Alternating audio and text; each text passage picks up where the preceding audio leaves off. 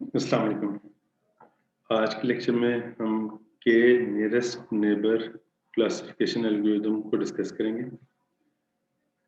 ये supervised machine learning algorithm है और इसको हम इंस्टेंस बेस्ड लर्निंग एल्गोरिदम भी कहते हैं और also known as lazy learner. इसको लेजी लर्नर या इंस्टेंस बेस्ड एल्गोरिदम इस वजह से कहते हैं कि तमाम के तमाम ट्रेनिंग डेटा के एग्जाम्पल पॉइंट्स जब इस मशीन लर्निंग एल्गोरिदम्स को इनपुट किए जाते हैं तो वो इस पे बहुत ही नॉमिनल प्रोसेसिंग करते हैं। फॉर सेक ऑफ सिंप्लिसिटी आप ये कह सकते हैं कि ट्रेनिंग डेटा को वो एज इट इज अपने पास कीप कर लेते हैं और at the time of testing तमाम की तमाम कैलकुलेशंस ये परफॉर्म करते हैं। इस वजह से इसको लेजी लर्नर कहते हैं एज कम्पेयर टू अगर आप बाकी मशीन लर्निंग एल्गोरिथम से कंपैरिजन करें तो वो ट्रेनिंग डेटा पे अपने मॉडल को अपडेट करते हैं, लर्न करते हैं और at the time of testing सिर्फ इन्फ्रेसिंग हो रही होती है। जबकि इस वाले केस में training data as it is आ जाता है और at the time of testing तमाम के तमाम टास्क परफॉर्म होते हैं। वो किस तरीके से काम करता है उसको भी हम डिटेल से देख लेते हैं। जैसे कि नाम से जाहिर है, नियरेस्ट नेबर क्लासिफिकेशन में जब भी आपके पास एक इनपुट आएगी जिसको आपने क्लासिफाई करना है कि वो किस पर्टिकुलर क्लास से बिलोंग कर रहा है, और अगर आपके पास यहाँ पे एक ये क्लास है और एक इस तरीके से क्लास है और अब आपके पास एक ये इनपुट आई और आपने इसको डिफाइन करने की ये किस क्लास से बिलोंग कर रहा है, तो आप इसके नियरेस्ट नेबर्स की बेस पे डिसीजन करेंगे कि इसको इस क्लास से बिलोंग होना चाहिए या फिर इसको इस क्लास से बिलोंग होना चाहिए। अगर आपके पास के नियरेस्ट की वैल्यू 1 है, के की वैल्यू 1 है, तो ये अपने ये वाला इनपुट सबसे क्लोजेस्ट एग्जांपल पॉइंट को देखेगा जो कि eight the time of training आया है और उससे कंपेयर करेगा अपने आप को और देखेगा कि अच्छा इस एग्जांपल पॉइंट की क्लास क्या है। इस एग्जांपल पॉइंट की क्लास है 1, तो ये इसको 1 असाइन कर देगा। फिर हो सकता है जब आप k इज इक्वल टू 3 करें तो वो 3 नियरेस्ट नेबर्स को देखे और उनकी क्लास की बेस पे डिसीजन करे। k इज इक्वल टू 5 होगा तो वो 5 एग्जांपल नियरेस्ट एग्जांपल पॉइंट्स को देखेगा और उनकी क्लास की बेस पे डिसीजन करेगा। अगर आपके पास 5 एग्जांपल k की वैल्यू 5 है और आप अभी बाइनरी क्लास से डील कर रहे हैं, टू क्लास प्रॉब्लम से डील कर रहे हैं, तो अगर आपके पास C1 के 2 एग्जांपल पॉइंट्स नियरेस्ट आ जाते हैं और C2 के 3 एग्जांपल पॉइंट्स आ जाते हैं, तो जो डिसीजन होगा वो मेजॉरिटी की बेस पे होगा। वो टेस्टिंग डाटा या इनपुट उस क्लास को असाइन होगा जिसके एग्जांपल पॉइंट्स मेजॉरिटी में होंगे। नेक्स्ट एग्जांपल से चीजें और ज्यादा क्लियर हो जाएंगी। आप ये अज्यूम कीजिए कि आपके पास ट्रेनिंग डाटा में 2 ही फीचर्स थे, एज और लोन, और आप इन 2 फीचर्स की बेस पे, तो एज आपके पास फीचर आ गया और एक आपके पास लोन आ गया। इसकी बेस पे जो आप क्लासिफिकेशन प्रॉब्लम सॉल्व करना चाह रहे हैं वो ये है कि वो पर्टिकुलर पर्सन जिसकी एज लेट्स से 20 ईयर है और उसने लोन इतना बोरो किया है, वो डिफॉल्ट करेगा या डिफॉल्ट नहीं करेगा, मीन बैंकक्रप्ट होगा या बैंकक्रप्ट नहीं होगा, डिफॉल्ट या नॉन डिफॉल्ट, डिफॉल्ट होगा या नॉन डिफॉल्ट। इस तरीके से हमारे पास यहाँ पे एज है। तो अब इस ग्राफ में अगर आप देखें तो यहाँ पे एज और लोन को प्लॉट कर दिए और वो जो पॉइंट आ रहा है उसके वो पॉइंट जिस क्लास को बिलोंग कर रहा है उस क्लास को वो कलर असाइन कर दिया। एग्जाम्पल के तौर पे अगर आप इस पॉइंट को देखें तो ये नॉन डिफॉल्ट क्लास का एग्जाम्पल पॉइंट है, इस पॉइंट को देखें तो ये डिफॉल्ट क्लास का एग्जाम्पल पॉइंट है, इसको देखें तो अगेन डिफॉल्ट क्लास का एग्जाम्पल पॉइंट है। तो ये डेटा इस तरीके से प्लॉट किए।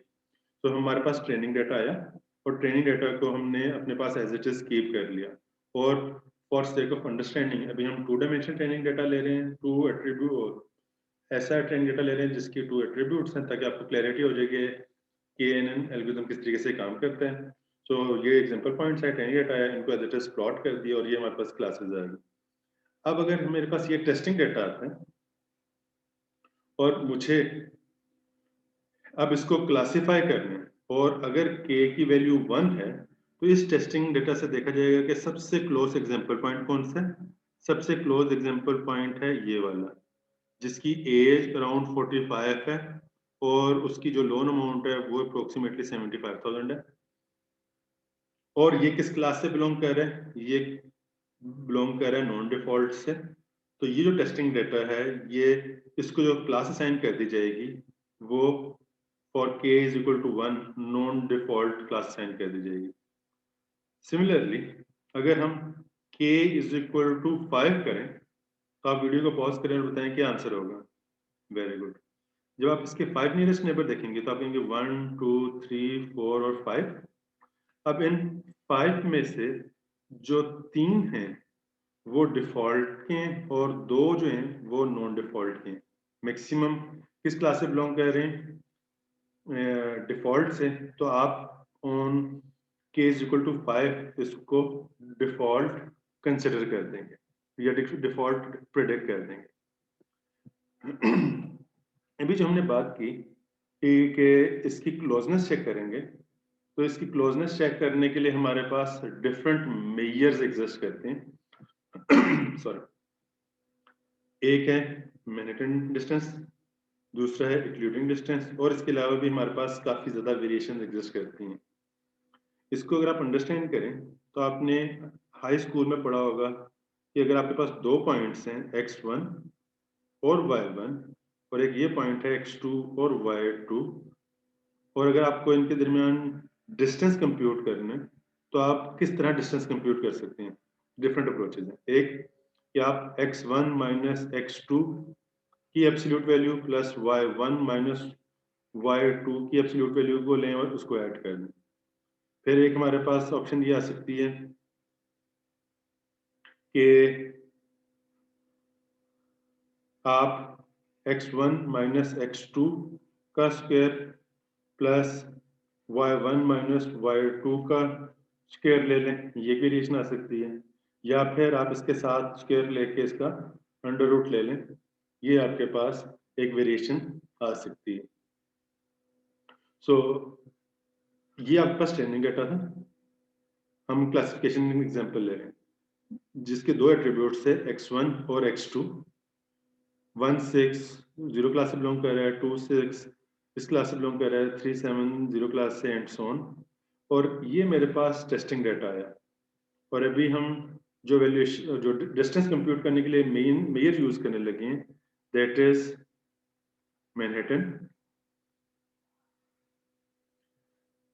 अब हमने प्रेडिक्ट करना है कि इसको 0 क्लास असाइन की जाए या 1 क्लास असाइन की जाए, क्योंकि अब हम डिस्टेंस मेजर मैनहट्टन यूज कर रहे हैं। अब होगा क्या? ये आपके पास है x1 और ये है x2। अब आपने अगर इसका डिस्टेंस लेना है तो ये आएगा 1 माइनस 4 प्लस 6 माइनस 2। इसी तरीके से जब आप इस एग्जांपल पॉइंट का इससे डिस्टेंस लेंगे, जिससे आपको याद है KNN में हम KNN नेबर में क्या कर रहे हैं, इस एग्जांपल पॉइंट को देख रहे हैं ये किससे ज्यादा क्लोज है। क्लोजनेस फाइंड करने के लिए हमें कोई ना कोई डिस्टेंस मेजर यूज करने। तो हमने इसका इससे डिस्टेंस कंप्यूट किया, ये हमारे पास आ गया 2 माइनस 4 प्लस 4 माइनस 2। सिमिलरली आपके पास आ जाएगा 3 माइनस 4 प्लस 7 माइनस 2, 6 माइनस 4 और 8 माइनस 2, 7 माइनस 4 और 1 माइनस 2। इस तरीके से 8 माइनस 4 और 4 माइनस 2। अगर आप इसको कंप्यूट करें तो आपके पास इसके डिस्टेंस आ जाएंगे।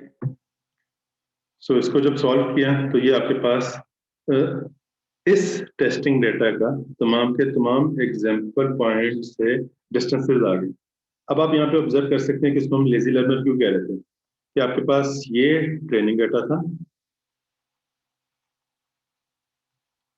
और training data as it is keep हो गया, और at the time of testing data तमाम की तमाम कैलकुलेशंस परफॉर्म हो रही हैं। इसमें एफिशिएंट वेरिएशन एग्जिस्ट करती हैं, लेकिन मैं भी उन डिटेल में नहीं जाऊंगा, भी हम चीज़ें सिंपल लगती हैं।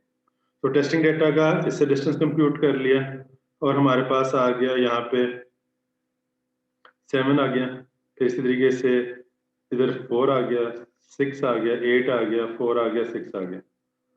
अब क्वेश्चन ये राइज होता है, जब आपने तमाम के तमाम एग्जाम्पल पॉइंट से इस टेस्टिंग डेटा का डिस्टेंस कंप्यूट कर लिया, तो आप क्या के की वैल्यू 1 रख रहे हैं, के की वैल्यू 3 रख रहे हैं, या के की वैल्यू 5 रख रहे हैं? अब आपने इसकी बेस पे डिसीजन करना है। अब अगर सिचुएशन है कि आप कहते हैं हमने के की वैल्यू के इज इक्वल टू 3 करना है, तो आप देखेंगे के इज इक्वल टू 3 के केस में जो क्लोज डिस्टेंस है वो है ये दोनों सबसे क्लोज हैं, और देन ये इसमें और इसमें टाई आ रही है। नेक्स्ट, अगर के की वैल्यू 1 रखेंगे तो उसके लिहाज से आपके पास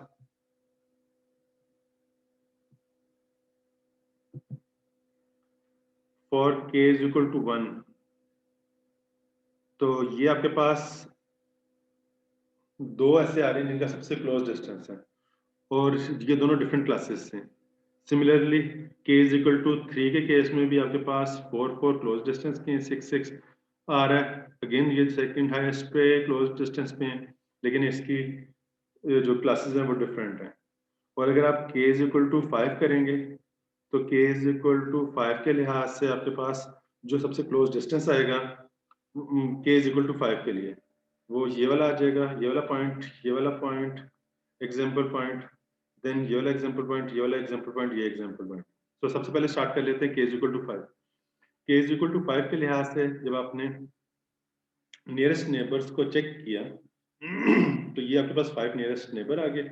इस टेस्टिंग डेटा के लिहाज से आउट ऑफ 5 3 बिलोंग कर रहे हैं 0 से, 2 बिलोंग कर रहे हैं 1 से, तो आपने इस टेस्टिंग डेटा को 0 क्लास असाइन कर दी। होपफुली यहाँ तक कोई कंफ्यूजन नहीं होगी। अब जब हम आ रहे हैं के इज इक्वल टू 3, तो के इज इक्वल टू 3 में अगर आप देखें तो आपके पास ये सबसे क्लोज डिस्टेंस पे पॉइंट आ रहा है और ये सबसे ज्यादा क्लोज डिस्टेंस पे पॉइंट आ रहा है। मींस ये एक पॉइंट आ गया क्लोज डिस्टेंस पे, ये क्लोज डिस्टेंस पे पॉइंट आ गया। आपने नियरेस्ट 3 देखने, जब आपने उसके बाद क्लोजेस्ट देखा तो आपके पास यहाँ पे टाई आ गई कि 6 का ये भी क्लोज है और ये भी क्लोज है। अब इसको टाई को रिजॉल्व करने के डिफरेंट अप्रोचेस या डिफरेंट मैकेनिज्म एग्जिस्ट करते हैं, इसको जरा अंडरस्टैंड कर लीजिएगा। एक मैकेनिज्म ये है कि आप ये देख लीजिए कि किस एग्जाम्पल पॉइंट की, किस क्लास के जो एग्जाम्पल पॉइंट्स हैं वो ज्यादा हैं। आप उस टेस्टिंग डेटा को जब टाइप पढ़े तो उस टेस्टिंग डेटा को वो वाली क्लास असाइन कर दें। अज्यूम कीजिए कि यहाँ पे एक और क्लास होती 9 5 और एक और एग्जाम्पल पॉइंट होता है, उसकी क्लास लेट से ये होती, तो देन क्योंकि आपके पास टाई आ रही है इस पर्टिकुलर पॉइंट पे, तो आप देखते हैं कि किस क्लास के एग्जाम्पल पॉइंट ज्यादा हैं। ट्रेनिंग डाटा में 0 क्लास के 4 एग्जाम्पल पॉइंट्स हैं और 1 क्लास के 3 हैं, तो आप इसको वो वाली क्लास साइन कर देते हैं। ये एक मैकेनिज्म। एक मैकेनिज्म ये है कि आप रैंडमली इसको जिस मर्जी क्लास को साइन कर दें। एक और ये मैकेनिज्म हो सकता है कि आप इसकी वेटेड एवरेज लेके देख लें कि ये किस क्लास से बिलोंग कर रहे हैं। सिमिलरली बेशुमार वेज हैं। या और एक और ये एक मैकेनिज्म क्या हो सकता है